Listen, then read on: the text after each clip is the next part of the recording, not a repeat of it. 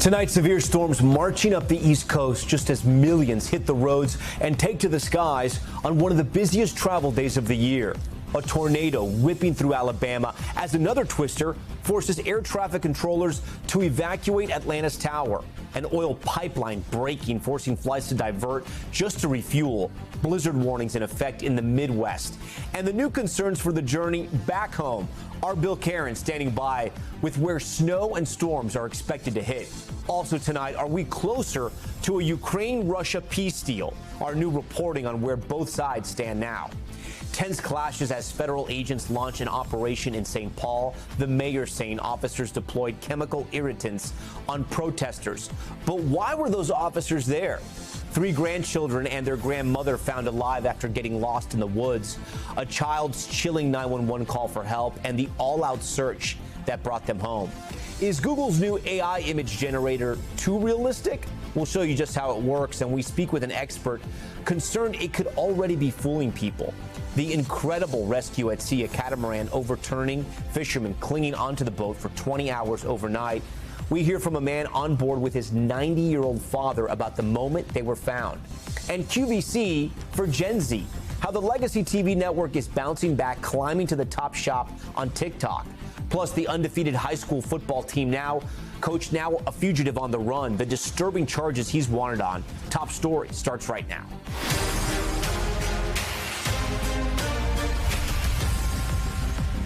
And good evening. Tonight, the holiday travel crunch kicking into high gear as we enter the busiest 24 hours before Thanksgiving.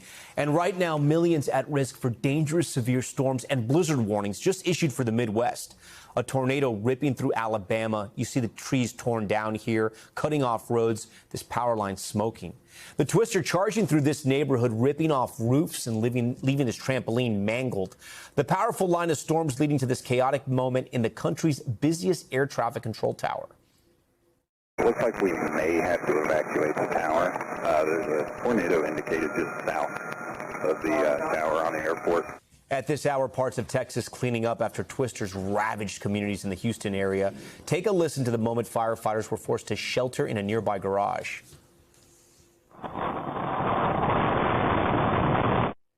You can hear just how intense those winds were as damaging storms moved right through that city. And in Virginia, terrifying moments on a highway, a truck crashing into a barrier, erupting into a fireball. Look at that. Right now, these are the airports with the worst delays and cancellations. Atlanta, Chicago, and Dallas-Fort Worth all dealing with disruptions. Nearly 82 million Americans are expected to travel more than 50 miles this Thanksgiving, according to AAA. And tonight, there are concerns for the trip back home. Our Bill Karen standing by with where the next batch of storms could hit. But we want to start with Tom Costello at Reagan National. From the roadway to the airways, a big chunk of America on the move tonight, navigating big storms in the south, including heavy rain and damaging winds in Alabama. The tower is evacuating and going down to minimal staffing. In Atlanta this morning, heavy fog and fears of a tornado forced air traffic controllers to evacuate the tower for roughly 10 minutes. Inbound and outbound flights slowed to a crawl. We are back as of right now. Thankfully, no injuries or damage. Atlanta is still the busiest airport in the world. And listen to this. 80% of the U.S. population lives within a 2-hour flight of Atlanta, which is why they run 2,100 flights every day out of here. Across the country today, delays rippled from one airport to another. 3,600 delays nationwide. We'll see when we get to Seattle to see what that's like, but we'll find out. In Seattle, SeaTac Airport returning to normal operations after a break in a critical 20-inch oil pipeline cut jet fuel supplies. Some flights have been stopping in other cities to fuel up before continuing to their journey. Unluckily, we got a 2-hour delay. While on the ground in Virginia, an overturned tanker closed I-95 for a time this morning. The driver facing reckless driving charges. Back at Atlanta's airport, Delta's customer service director says a little passenger planning can make travel a lot easier. Give yourself extra time. Extra time never hurts. That reduces stress for customers and everyone. Yeah, so quite a few delays this evening. The airports affected for the most part are the big hubs, right? Atlanta has been a problem all day today. Also looking at Chicago O'Hare. Minneapolis, by the way, also affected with some delays, and that's, of course, a Delta hub. Also LaGuardia, JFK, Dallas, and LAX to a lesser extent there. But these airports are major hubs. So when you start getting building delays there, it does, in fact, ripple across the entire country. Tom? Yeah, that's for sure. Okay, Tom, thank you. Let's get right to NBC News meteorologist Bill Cairns. Bill, walk us through the timing for tonight and into tomorrow. Tom, let's start with the good news first. Tornado watch has been dropped for Alabama. We had 0 tornadoes today, unlike the 2 we had yesterday outside of Houston. So now our focus is going to go on the winter weather. And this isn't just like a little bit of like, oh, it's a little snow. This is actually a snowstorm. In some cases, actually like a blizzard. And that's happening now in areas of South Dakota, heading into Minnesota. Minneapolis, you're under a winter storm warning, first of the season. It's a horrible timing, right? You're going to wake up tomorrow morning to a winter wonderland, 4 to 8 inches of snow on the ground, just as everyone's about to go through the busiest driving day of the year. Blizzard warnings for the upper peninsula of Michigan. Now, Chicago, Milwaukee, you look okay. You'll probably see snowflakes, but we're not worried about bad roads where you are. Most of the heavy snow is going to be Minneapolis northwards. Duluth could get 9 to 12 inches of snow out of this. Notice Green Bay, it only looks like maybe an inch or so for you. Upper peninsula is going to get that foot plus. And the snow towns, this is more Thanksgiving Day and even into Friday. Anywhere the lake effect snow areas off of Erie and Ontario, which we're talking Cleveland, Erie, Buffalo, Rochester to Syracuse, Watertown, all of those areas will be very treacherous driving if you go through those big snow bands. And that, again, Thursday on Thanksgiving, right into Friday. We got wind warnings in areas like Omaha and Norfolk. So tomorrow is a very windy day. If you're flying St. Louis, Chicago, Detroit, anywhere in the Great Lakes, winds could gust up to 50 miles per hour. So even though you're not getting the snow, this is going to cause significant airport delays. And in some cases, they may go down to like one runway. So we'll have to see how that materializes. So in the east, we will see windy conditions too, but not quite as bad as the Midwest. This is more Thursday, Tom. Yeah, well, speaking of Thanksgiving Day, talk to us about the winds and the Macy's Day Parade. I know, right? A lot of people love the balloons. It's probably the #1 attractions for the parade.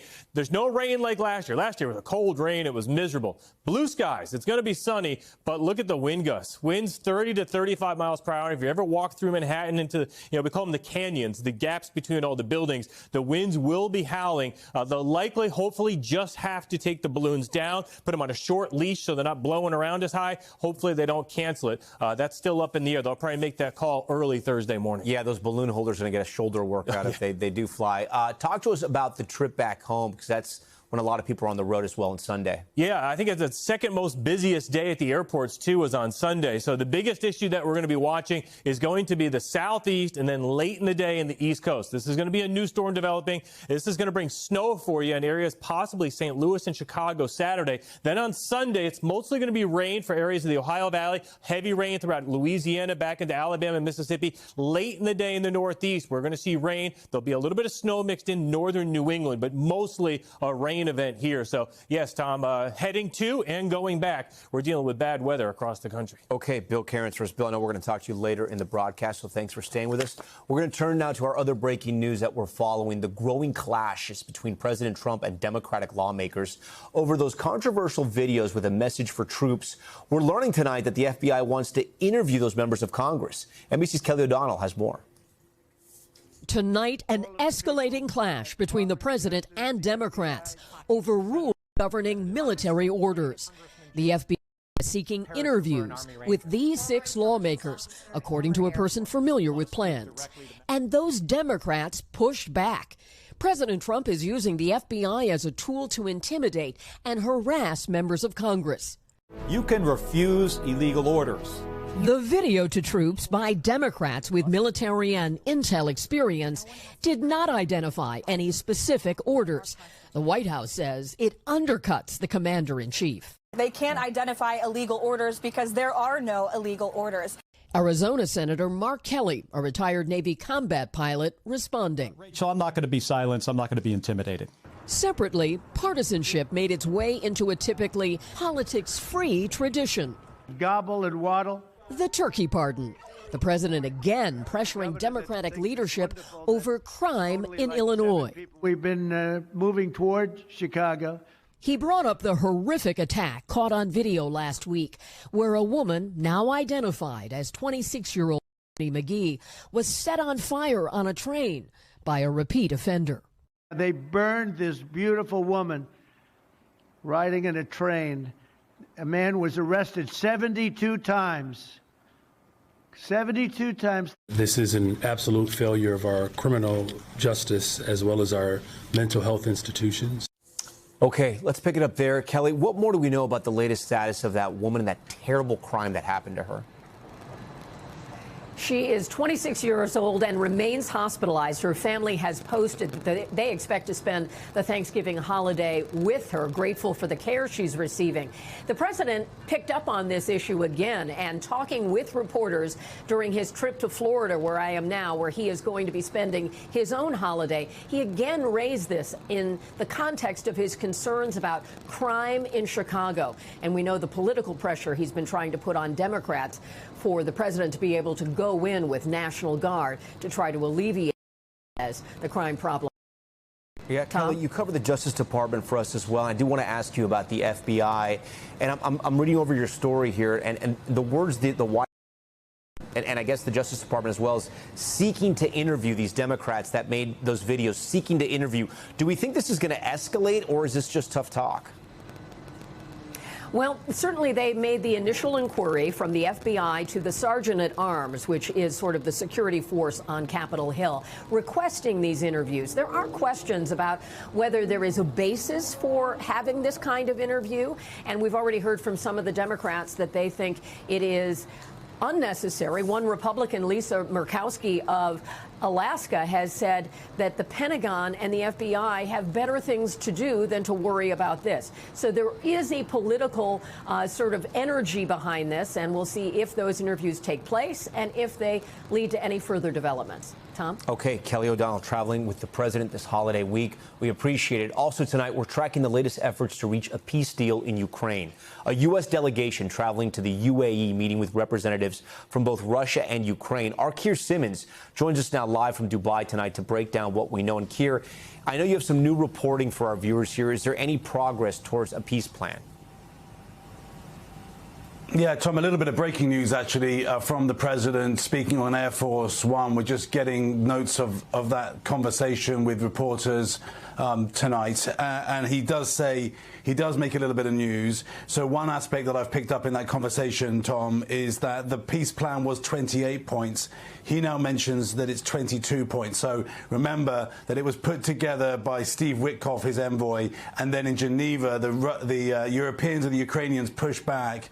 That peace plan now 22 points smaller. Now, Witkoff is going to Russia, and President Trump has filled in some of the blanks with that too, saying that that is likely to happen next week, that Witkoff will go there to meet with President Putin.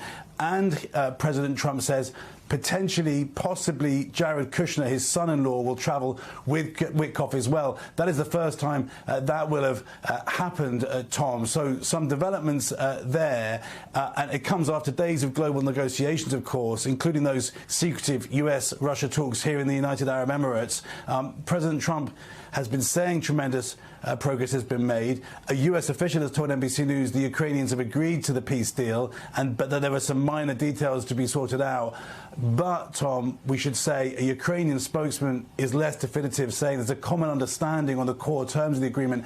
And here's the crucial part. Russia is threatening not to sign off at all after that original 28-point plan was changed. I think that is why President Trump is sending his envoy and possibly even his son-in-law to Russia to meet with President Putin. This thing shifts around, doesn't it, Tom? But right now, the weight is on the question of whether Russia will agree to this plan. Yeah, and I have a question. I'm not sure if we're there yet, but are there any direct discussions between Russian and Ukrainian officials, was my first question.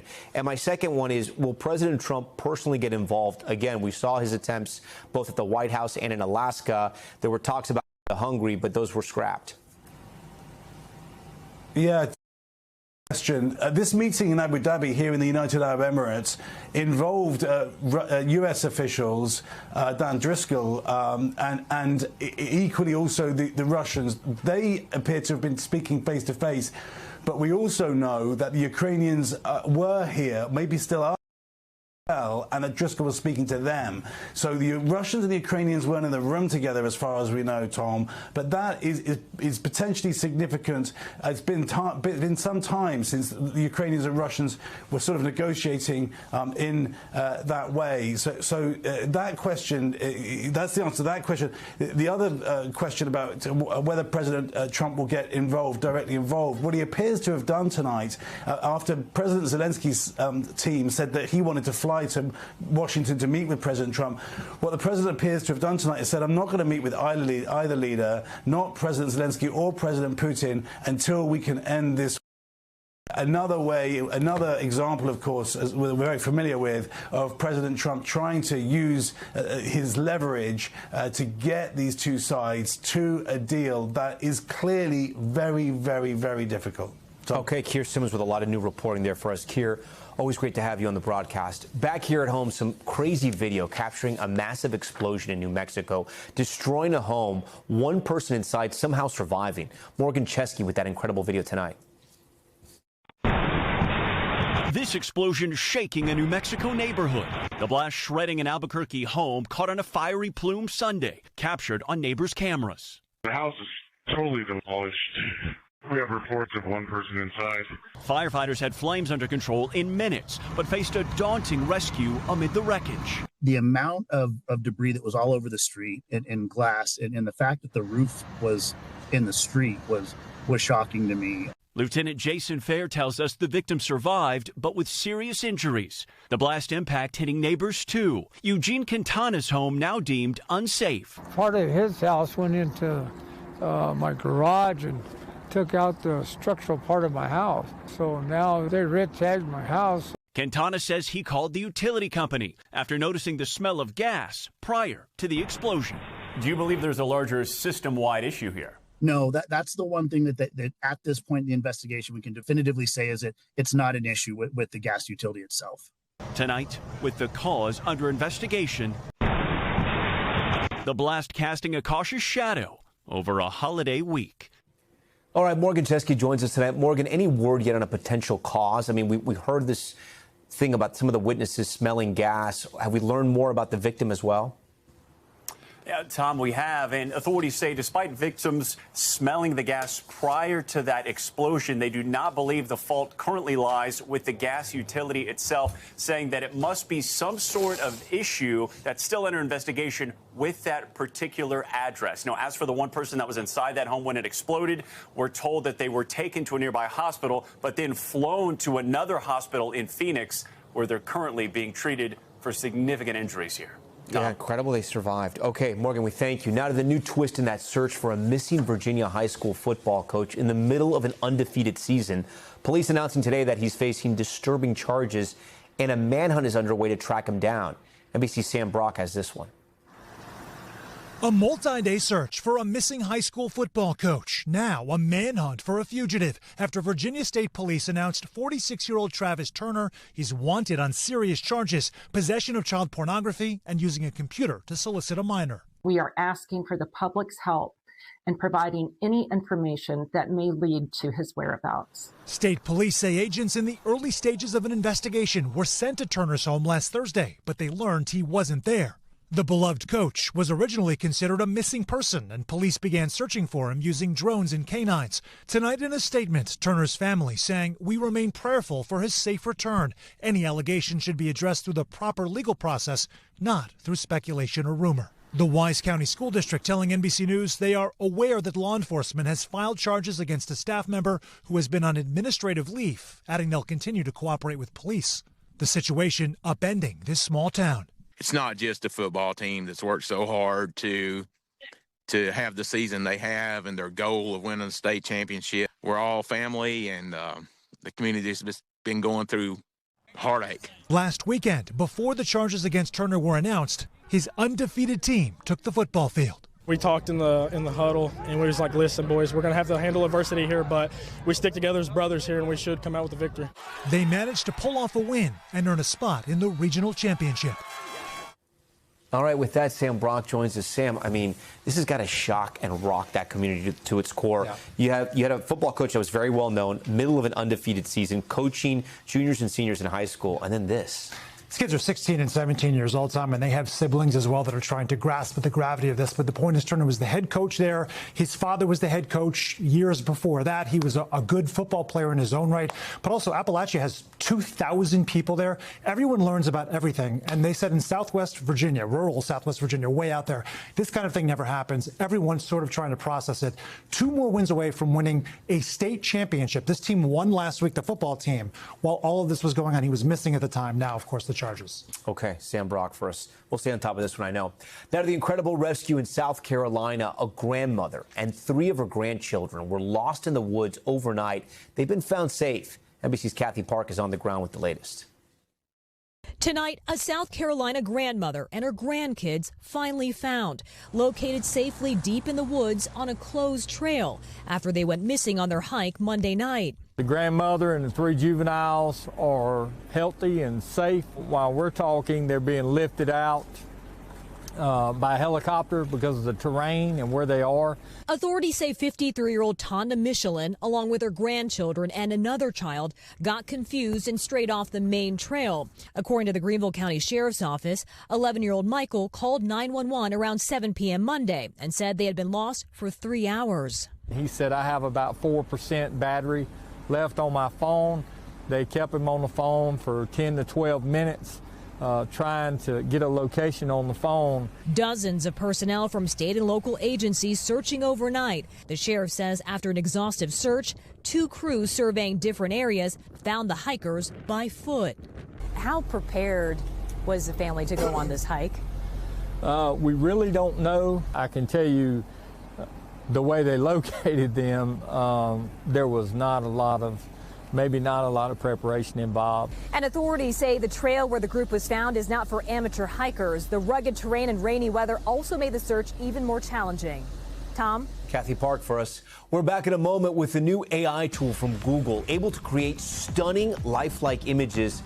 But has it gone too far? Why experts are sounding the alarm. Plus, chaos erupting in St. Paul, federal agents clashing with protesters as they carry out an operation. Our reporter was there on the ground. And the dramatic rescue at sea. 4 fishermen left stranded in the water for 20 hours after their boat suddenly capsized. We'll show you how they were finally pulled to safety ahead on Top Story.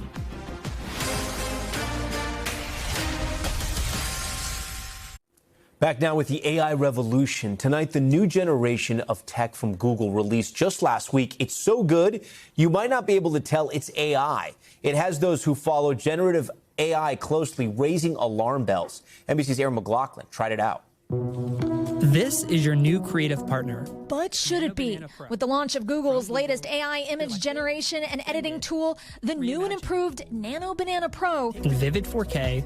anyone can create visuals so lifelike, experts are sounding the alarm. You will be fooled by an AI photo this week, and you probably already have been and you didn't know it. Content creator Jeremy Carrasco, who teaches his followers how to spot fake AI content, warns this latest advance is making the fakes harder to pick out.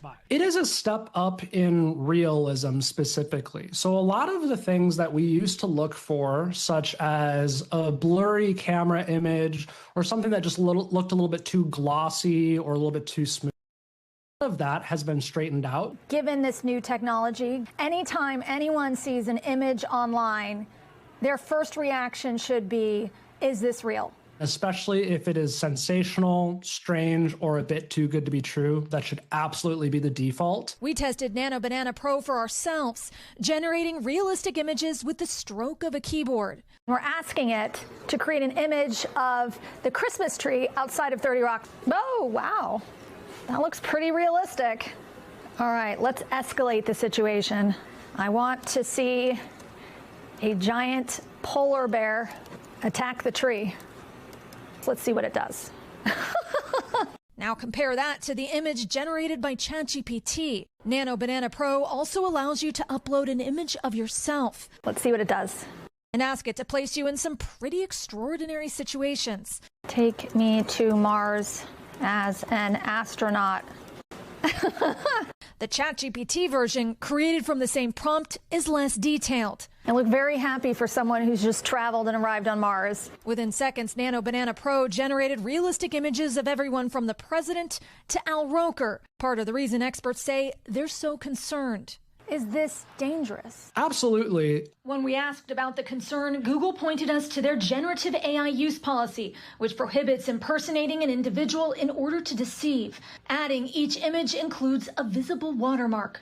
I think that Google's idea of releasing this without guardrails against public figures is a very big escalation and lack of AI safety. So that's a big step in the wrong direction. Each image includes a visible watermark on the lower right-hand side and something Google calls Synth ID, an imperceptible watermark woven into the image's pixels. And let's talk about the watermark. You can see it right down here on the lower right-hand side of the image. It would be so easy to crop that out. Still, critics like Carrasco say that's not enough. I think that there should be some expectation that they pull that back. We have to demand they do, because just the idea of anyone being able to essentially become a Photoshop pro overnight and use these celebrities or these politicians' likeness is obviously a very frightening thing. All right, Aaron McLaughlin joins us now. It's fun to say Nano Banana. You have to pay to get the full features. It's not free? Yeah, the first few images are free, and then after that you need a subscription. And then beyond that, you know, the real sort of use case, representative from Google was telling us, is the business use case. They're really focused on enterprise software, specifically marketing and advertising, a whole sector of the economy that could be completely revolutionized by this technology. We've seen Google stock climb the last couple of weeks here since this launch. Is this going to put even more pressure on the competitors like ChatGPT, OpenAI? Yeah, experts tell us without a doubt, essentially, this is going to continue the AI arms race that's already at play, putting pressure on its competitors such as OpenAI to follow suit with their improving on their own image generation technology.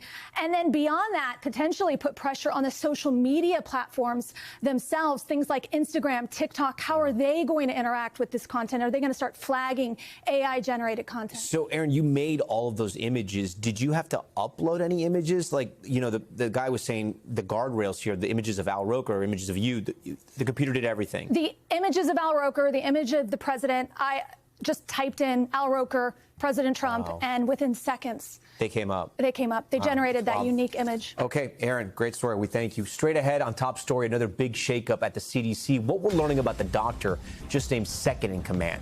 Plus, a major recall for some popular brands of cheese. What you need to know before heading to the store for your Thanksgiving groceries.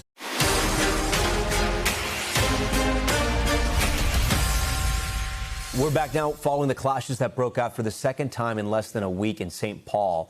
Our affiliate KARE 11 was on the ground as demonstrators squared off with federal agents as ICE tried to carry out arrests.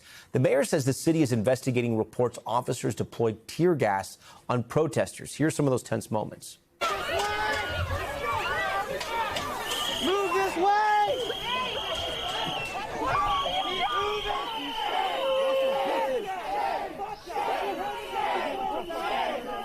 Look at what's happening right now. You have federal and local law enforcement officers that are clashing with protesters. Protesters are screaming at them. They've been following them as they've been trying to leave the scene. They tear gassed us directly in front of our face. I was walking up with my full equipment. All right, that was KARE 11 reporter Danny Spiewak. We heard from him there, and he now joins us live tonight on Top Story. Danny, so we heard and we saw those tense moments there. How did things escalate? Well, Tom, it was a really interesting situation this morning. Once there was a call that there were federal agents on the east side of St. Paul in a neighborhood, immediately community members and activists and protesters began to rush over to the scene. It was not clear for a long time just exactly what the nature of that federal enforcement action was. But there were a lot of clashes between the federal agents and then the local St. Paul, Minnesota police officers who responded to assist at the scene. There were clashes there and use of chemical spray and tear gas. And in just the last 5 or 10 minutes, we got a new statement from the U.S. Department of Homeland Security shedding more light into what they say the operation was all about. They said that today they arrested a man named Victor Rodriguez, who they called a criminal illegal alien from Honduras. They say he was previously removed from the country and that his criminal history included domestic abuse and disorderly conduct. They say that he was committing a felony by illegally re-entering the U.S. So very chaotic scene, as you saw in those images, as people were trying to figure out what exactly was going on. Now, in the last few minutes, we have the side of federal law enforcement explaining what they say they did. Yeah, and then, Danny, just to understand some of your reporting a little more clearly, the local police and the federal agents also clashed, or they were working in tandem? So they were working, it's a kind of a matter of semantics, but St. Paul police would say they don't enforce any federal immigration law, but they do assist with crowd control. So they say that after a perimeter was breached, and them and both Homeland Security say that there had been someone who had struck an ICE agent's vehicle. They say at that point, St. Paul police had to come in, do crowd control. So then those officers from the local police department, as well as the federal agents, were all involved in the scene at that point, and then clashing with protesters. So that's where the use of force came in from the local officers who were using the tear gas and spray, and then ICE officers, Homeland Security as well. So it was a very tense scene and was a lot of moving parts. All happened within the span of a couple of hours this morning and early this afternoon. Danny Spiewak, who was in the middle of all of it. Danny, we thank you for your reporting and for your help there at KARE 11. Got a top stories news feed. The Trump administration ordering a review of all refugees admitted to the U.S. during the Biden administration. That's according to a memo reviewed by NBC News. The decision could potentially impact more than 200,000 refugees, including those who have green cards. A Department of Homeland Security official says the move is meant to keep Americans safe, but critics say it will cause fear for many refugees in the U.S. And a terrifying break-in overnight at a home in Los Angeles. Law enforcement sources tell our station there the victim was the mother of the music producer Benny Blanco and the mother-in-law, of course, of Selena Gomez. Police saying she locked herself inside a bathroom after two men got inside the home. When she peeked out the door, the intruders apparently saw her and ran out. Luckily, nothing was reported stolen and nobody was hurt. And a massive recall for some popular cheese products just days ahead of Thanksgiving. A supplier to Boar's Head announcing it's pulling 2 different packages of Pecorino Romano cheese because of concerns about listeria contamination. So far, no reports of anyone getting sick from the products. And wild video of a coyote in Florida perched on the ledge of a hotel's parking garage. This is so strange. This happened in Fort Myers. You see the animal clinging to the edge of that overhang and stayed there for a couple of hours before making its escape, just jumping a barrier and leaving the property. It was later spotted running down a nearby boulevard. Okay. Next tonight, to major news out of the CDC. Louisiana Surgeon General Dr. Ralph Abraham has been named Principal Deputy Director, according to a Department of Health and Human Services spokesperson. The appointment, which was not announced publicly, makes Abraham second in command at the agency. Dr. Abraham is a physician, veterinarian, and formerly represented Louisiana's 5th District in Congress for 3 terms. He's been criticized for ordering Louisiana's Department of Health to halt mass vaccination campaigns, which he said he did to improve patients' informed consent. Joining me now to discuss the new appointment is NBC News health and medical news reporter Erica Edwards. Erica, good to see you again. The CDC has seen major changes since Robert F. Kennedy Jr. took over the department. This feels like a continuation of that. Hey, Tom, that's right. You know, Abraham's views appear to fall right in line with Secretary Kennedy's MAHA agenda. Abraham has repeatedly gone on the record backing Kennedy on a number of controversial topics. Number one, potential causes of autism and possible treatments for the condition. Both have been also highly critical of COVID vaccines, while backing unproven treatments for COVID, like ivermectin, for example. That's a drug used to treat parasitic worms, not respiratory viruses. Tom? Yeah, and then we should also note that Jim O'Neill, who leads the CDC, is still an acting director as of January of this year. The director needs to be confirmed by the Senate, and that's not happening? The CDC's acting director can only serve for 6 months, so O'Neill's time will expire in March. At that point, the administration could simply appoint a new acting director who wouldn't necessarily need congressional approval. Regardless, Tom, Abraham is certain to have tremendous influence in the coming months.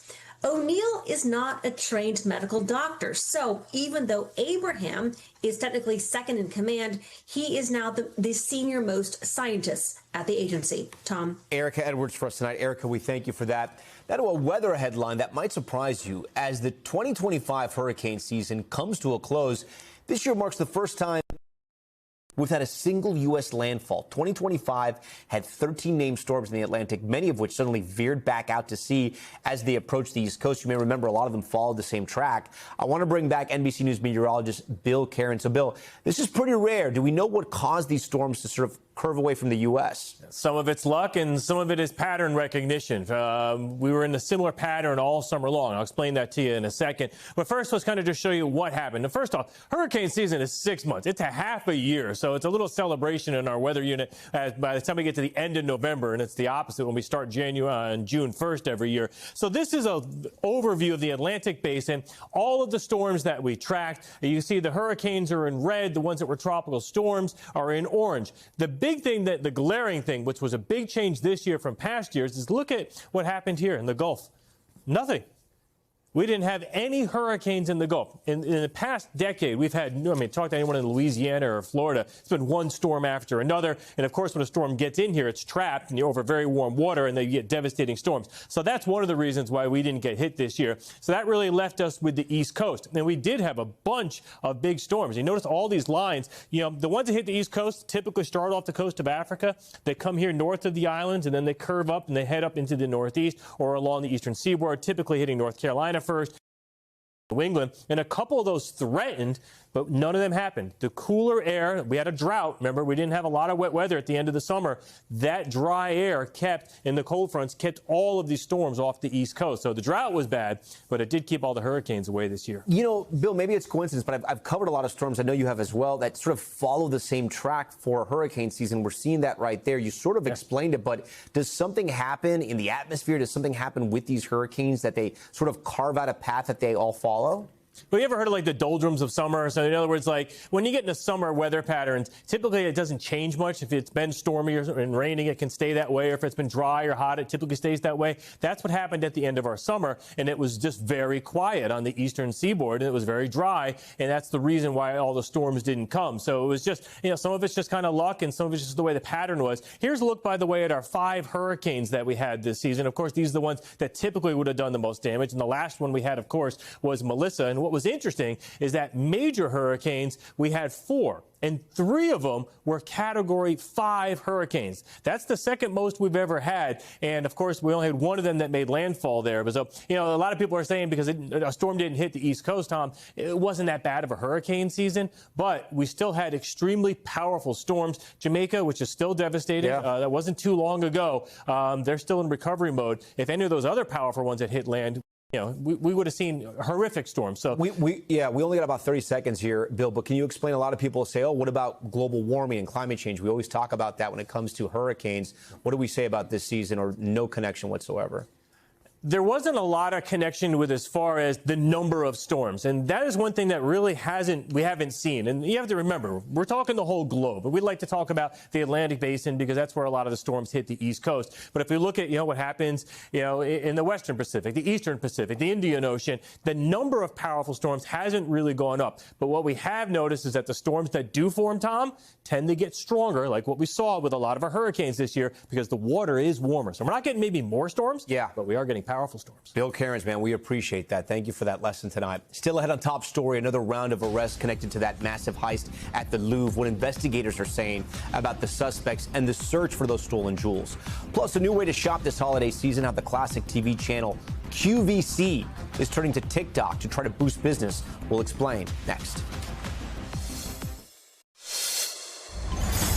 We're back now with Top Story's Health Check and the new research out today on how our brains change as we age. Scientists from the University of Cambridge finding that the human brain has 5 phases with different structures, what they're calling epochs.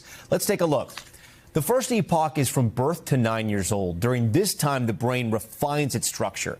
The next stage is from age 9 to 32. Researchers finding that this is the only time in our lives when our mental processes become more efficient. Brain structure then stabilizes without major changes for the longest era, adulthood, from 32 to 66. This is a time when researchers generally believe people's personality and intelligence plateaus. From 66 to 83 years old, there are milder changes to brain networks, and then the last epoch begins around 83, when people's brain reaches their final structure. I want to bring in someone who can help us dig a little deeper into each of these phases and turning points, Dr. Leah Kroll, who specializes in neurology. Dr. Kroll, thanks so much for being here on Top Story. So talk to me first about this first epoch, as if I didn't have a medical degree, because I don't. So to borrow a term from Taylor Swift, this first era is really the childhood brain, ages 0, so birth to 9 years old. And this is really all about making new connections. It's kind of the brain in wiring mode. Always learning new things. We call this a plastic era in the brain, meaning the neurons are making all these new connections with one another. It's an era of rapid change, so much growth within the brain structures, and so much for that baby and child to be learning in their environment. Yeah, and then the turning point at 32 is one of the most dramatic. What happens here? So before we get to 32, we have this era of efficiency between 9 and 32. And as you mentioned before, this is really a unique era. It's when those connections are being strengthened and refined. After 32, we have this long period of maintenance and stability that goes on for decades, where the brain is constantly reorganizing itself, but doing so in a way that maintains the integrity of its communication networks. What does that mean, though? I mean, what should people take this information and do differently in their lives?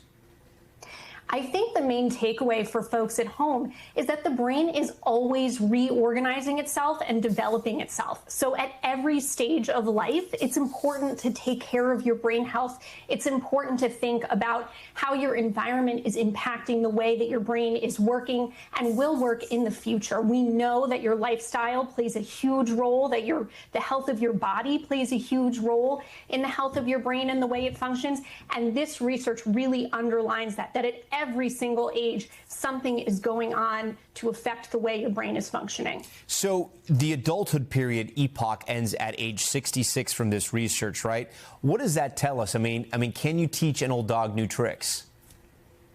Yes and no. I mean, there is kind of truth to that adage. It is harder to learn new tricks when you're older, and that's because the brain is less plastic, meaning it's harder for neurons to make new connections with one another. In fact, after age 66, we're starting to see a decline in connectivity within the brain, meaning different parts of the brain are not talking to each other as quickly and efficiently as they were in the younger years. That doesn't mean the brain isn't working well, but that does mean that we start to see a big difference in terms of people who had overall good health and take good care of their brain health versus people who don't. These are the years where things like high blood pressure, heart disease, medical conditions really start to chip away at the way the brain works. Yeah, when you talk about good brain health, give us some other tips there. What should people be keeping in mind as they age?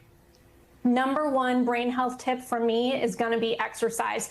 Exercise is the way at every stage of life, whether you're a child or you're in your 90s, to promote good brain function. It works in the short term. It's going to enhance your cognitive function. And in the long term, it's going to protect your brain health. After exercise, you want to look at things like maintaining a healthy diet. We love the Mediterranean diet. Getting good sleep, managing stress, and making sure that you're making your social life a priority. Having healthy relationships throughout your life is so important. All right, Dr. Leah Kroll, we thank you so much for joining Top Story tonight. Thank you. Time now for Top Story's Global Watch. We start in France, where 4 more people were arrested today in connection to that jewelry heist at the Louvre Museum. The prosecutors say they detained 2 men and 2 women, all between the ages of 31 and 40, and all from the Paris region. 4 other people have already been charged in the case, but the stolen jewels that are worth more than $100 million are still missing. And in Iran's capital, schools are closed for at least 4 days because of severe air pollution. Here you can see the thick smog blanketing Tehran. This comes as Iran is also facing its worst water crisis in decades. The country's president warning if it doesn't get better soon, they may have to evacuate the capital city, a city that is home to some 10 million people. Okay, a massive fire breaking out in a warehouse in West London, sparking evacuations at several schools and buildings in the area. You can hear those explosions there. Police say they were likely caused by fireworks stored inside the warehouse. Roughly 150 firefighters responded to try to get the flames under control. So far, no word on what caused it. And holiday shopping could look a little different this year. QVC, the long-running at-home shopping network, is now making a big push on TikTok. In fact, the company's 24/7 live stream now the most profitable shop on the platform. NBC's Emily Aketa has a closer look at how QVC is evolving for Gen Z. What you're going to do is just turn it on. QVC has built a legacy around live shopping, dominating the marketplace with famous phrases like, "Let's go up to the phone." But the company is now embracing a new home for its quality, value, and convenience. I like to give you guys all the best deals, okay? Same pitches, new platform. You need to get this. Earlier this year, QVC started hosting 24/7 live shopping streams on TikTok, quickly becoming the top-selling vendor on the platform's relatively new feature. TikTok Shop is a booming online marketplace that saw more than $10 billion in sales this year in the U.S., more than double from the same period last year, according to e-commerce analytics company Charm.io. TikTok Shop feels a lot like exploring the rest of your app. Yes, there are images of items you can buy. I'm Carla Rockmore, and this is my closet. But also advertising in the form of casual selfies and dance videos by influencers. Amazon and eBay made it really easy to buy things you knew you wanted. But traditionally in e-commerce, we haven't had a way to discover things you never knew you wanted. And that's been the real success of TikTok Shop. QVC has faced major headwinds in recent years, consumers cutting the cable cords, supply chain issues, and heightened competition from online retailers. But this month, the CEO noted improvement, driven by revenue growth in our social and streaming platforms, as the consumer classic takes on a modern flair this holiday season. And with that, Emily Aketa joins us here in studio. Emily, really interesting story here. But just because QVC is on TikTok, it doesn't mean like their sales are going to soar, right? Yeah, that's a very good point. TikTok Shop is still not immune to challenges. Analysis shows that actually back in April, when those sweeping tariffs were announced, the total sales in the U.S. dipped. Now they have since recovered and reached new heights later in the year. In terms of what is performing really well on the platform, we're talking about beauty, women's clothing, and health products, Tom. Okay, Emily Aketa, great to see you. Coming up, our exclusive behind-the-scenes look at the Thanksgiving Day parade, what it takes to dress hundreds of balloon holders. That's next. We are back now with a stunning rescue at sea. 4 fishermen taking their catamaran out to celebrate a birthday when the boat suddenly capsized dozens of miles from shore. The men left stranded for 20 hours before the Coast Guard eventually spotted them. Camila Bernal has the incredible video. This is the moment these 4 men had been waiting 20 hours for, waving down rescuers after they spent all night clinging to a capsized boat. That was the exciting time. Dennis Woods and 3 family members had gone out to celebrate his 70th birthday when their boat started taking on water. The water filled up one side of the catamaran, and water started coming over the back of it. It was probably less than 5 minutes before it rolled. He says he had no time to call for help as he focused on his family, including an 18-year-old and his 90-year-old uncle, surviving an entire night at sea. The night was real tough because the waves picked up, and we was having to try to get up on top of the rigging of it. And with a 90-year-old, I spent almost all night holding him up. Family members on land alerted the Coast Guard, who spotted them 26 miles off the Florida coast. Oh, it was a good birthday now that I'm back on land. Camila Bernal, NBC News. So great they got discovered before the holiday. All right, we thank Camila for that one. Finally tonight, speaking of the holidays, they can sometimes get overlooked between the enormous character balloons and themed floats, but the costumes of Macy's Thanksgiving Day Parade are what tie it all together. NBC's Joe Fryer got an exclusive behind-the-scenes look at the people who make sure the nearly 5,000 volunteers are all buttoned up before they strut down the streets of New York. The pastel sunrise ascending over New Jersey is the perfect complement to the color explosion bursting inside this warehouse. All right, thank you. Where Kimberly Montgomery oversees the nearly 5,000 costumes worn during the Macy's Thanksgiving Day Parade. We've got so many great things to show you. We've got Green Giant costumes. The Green Giant's field of vegetables. From green veggies to green Ninja Turtles and their sidekicks. Every character has a different graffiti. This is Montgomery's working her 26th parade. I love when someone comes around the corner on parade morning and says, I get to wear that? Today comes the parade before the parade as the costumes march onto trucks for their journey to Manhattan. Thursday morning, 120 dressers will help all those volunteers slip into the outfits in just 2.5 hours. When we design the costumes, we have to think this has to go on fast and off fast. Where can we put it so it goes and it's in, you're in. It's almost like magic. With that, a fashion show seemed in order. At the beginning of the parade, you have the autumnal leaves that march beside Tom Turkey. Don't forget the acorn cap. And of course, the parade ends with a field of Christmas trees helping to clear the way for Santa. A dream come true. And when the parade's over, their job's not done. The laundry. A month and a half of laundry, part of the year-round effort to make sure the parade is tailor-fit for the holidays. Joe Fryer, NBC News. A month and a half of laundry. Wow. All right. We thank Joe Fryer for that one. We thank you for watching Top Story. I'm Tom Llamas in New York. Stay right there. More news on the way.